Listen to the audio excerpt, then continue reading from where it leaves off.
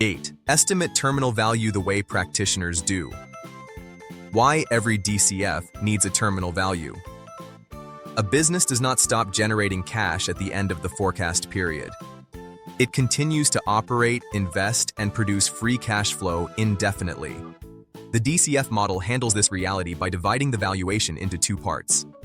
The first part covers the explicit forecast period, where FCFF is estimated year by year.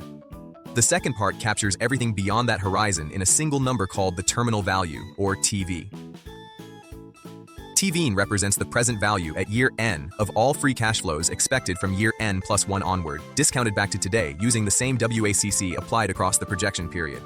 In most DCF models, terminal value accounts for the majority of total enterprise value, often between 60% and 80%, which is why the assumptions behind it deserve careful attention.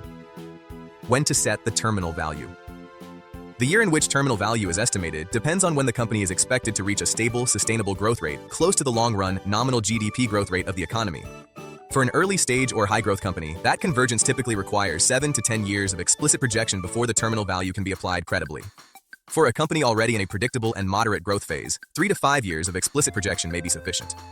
For a declining company, the explicit period must cover any recovery or restructuring phase first, and terminal value is applied only once the business stabilizes.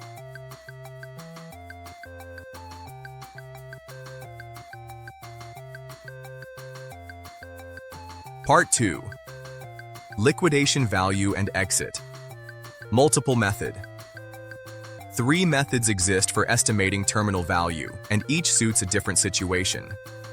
The first is liquidation value, which assumes the business closes at year end, all assets are sold, and proceeds after debt repayment go to shareholders.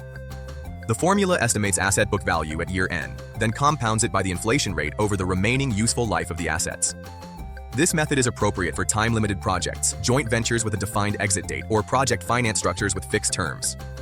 It is rarely used for a going concern business because it assumes operations stop, which contradicts the fundamental premise of a continuing enterprise. Exit multiple method. The second method is the exit multiple method. This approach estimates the enterprise value at year end by applying a market-based multiple to the final year EBITDA in the same way an M&A transaction would be priced.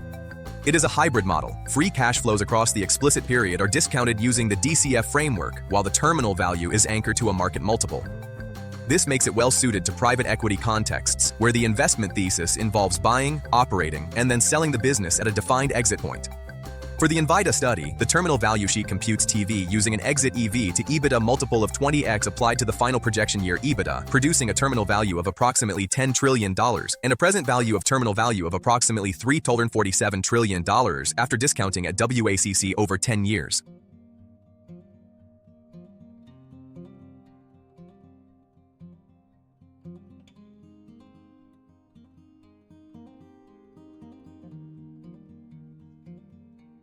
Part 3. The Gordon Growth Model. The most theoretically consistent method for a going concern business is the Gordon Growth Model, also called the perpetuity growth model. FCFF N+1 is the free cash flow in the year immediately after the explicit forecast period ends.